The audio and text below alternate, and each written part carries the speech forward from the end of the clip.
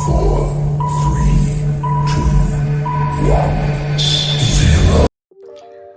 teman-teman semua, selamat datang di video kelompok kami.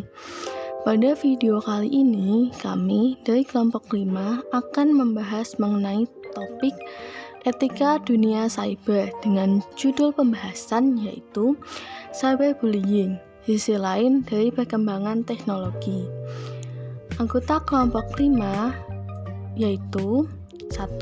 Dewi Setiawati dengan NIM 4101420091. Kedua, Seviana Anandasari dengan NIM 4101420094. Yang ketiga, Laila Yuliati dengan NIM 4101420100. Dan yang keempat, Lilis Nur Arifah dengan NIM 4101420105. Selamat menonton video kami. Perkembangan teknologi yang begitu pesat membawa banyak perubahan pada aspek kehidupan manusia. Salah satu perubahan yang terjadi adalah cara berkomunikasi manusia menjadi lebih terbuka. Misalnya pada penggunaan media sosial. Penggunaan media sosial merupakan hal yang normal di antara masyarakat, baik itu remaja maupun orang dewasa. Manfaat penggunaan media sosial mencakup kemampuan untuk berkomunikasi dengan teman-teman, mengakses informasi dan pengetahuan, dan tetap berhubungan dengan orang dewasa. Di balik kemudahan yang ditawarkan, terdapat sisi gelap penggunaan internet terutama bagi remaja. Permasalahan yang muncul akibat seringnya penggunaan media sosial yaitu tindakan cyberbullying. Cyberbullying atau perundungan dunia maya adalah suatu perilaku agresif dan bertujuan yang dilakukan oleh suatu kelompok maupun individu menggunakan media elektronik secara berulang-ulang terhadap seseorang sehingga korban tersebut merasakan sakit. Cyberbullying tidak memandang usia, sebab tindakan ini dapat dilakukan oleh remaja maupun dewasa. Penggunaan media sosial memungkinkan pelaku untuk tetap anonim sehingga identitas pelaku tidak diketahui. Cyberbullying ini memiliki dampak jangka panjang terutama pada korban. Dampak buruk bagi kesehatan fisik maupun kesehatan mental mereka, seperti perasaan malu, terhina, dan merasa terpinggirkan. Permasalahan yang kita bahas adalah bullying. Bullying merupakan penindasan yang dilakukan oleh suatu individu atau kelompok yang menganggap dirinya lebih kuat dibandingkan dengan individu lainnya. Macam-macam bullying, salah satunya yaitu ada cyberbullying. Cyberbullying merupakan perilaku intimidasi oleh seseorang ke orang lain melalui situs online. Dampak dari cyberbullying itu sendiri yaitu korban mudah tersinggung, marah, kesal, menangis, stres, depresi, perasaan bersalah, mengurung diri, merasa tidak berharga atau terdiskriminasi, menjauh dari pertemanan dan lingkungan sosial, serta emosi negatif lainnya. Untuk selanjutnya yaitu solusi. Kekerasan cyberbullying apabila tidak segera diselesaikan dengan baik, dikhawatirkan akan muncul perilaku negatif yang berakibat fatal. Maka, tindakan-tindakan pencegahan harus segera dilakukan untuk menangani masalah tersebut. Pencegahan tersebut bisa dilakukan dengan tindakan preventif yang dilakukan mulai dari diri sendiri. Misalnya, dengan menambah wawasan tentang penggunaan teknologi informasi, memperkaya kreativitas, dan mulai menanamkan sikap kearifan sejak dini.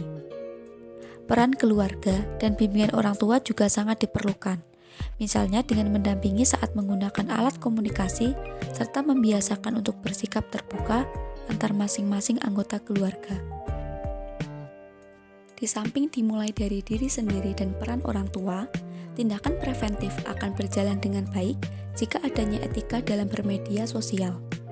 Dalam hal ini, etika berkaitan dengan penilaian tentang perilaku yang benar atau tidak dan juga mentaati undang-undang yang bisa dikatakan sebagai mentaati etika.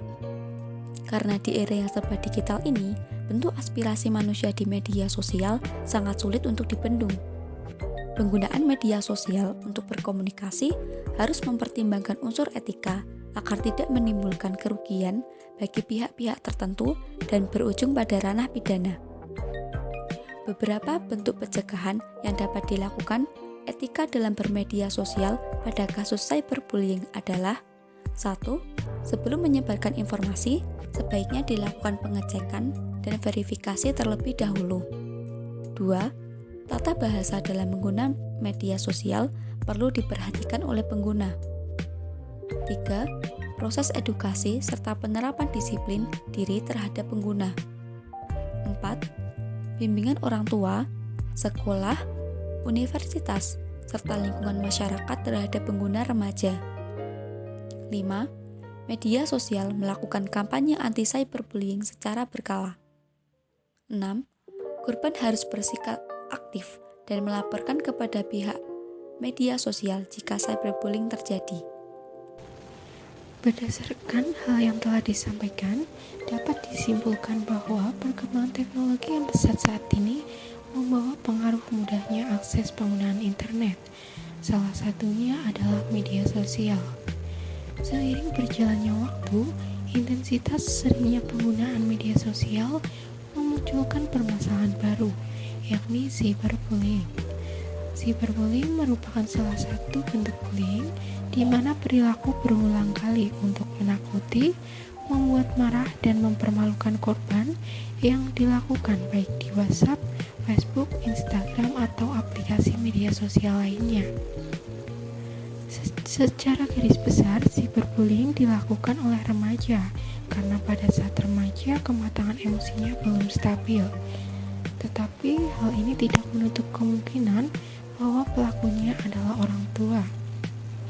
Cyberbullying terjadi karena terdapat permasalahan khusus antara pelaku dan korban mengenai kehidupan ataupun kepribadian seseorang. Cyberbullying berdampak buruk bagi kesehatan fisik dan mental karena munculnya emosi negatif pada korban. Oleh karena itu, harus dapat mencegah supaya cyberbullying tidak berakibat fatal.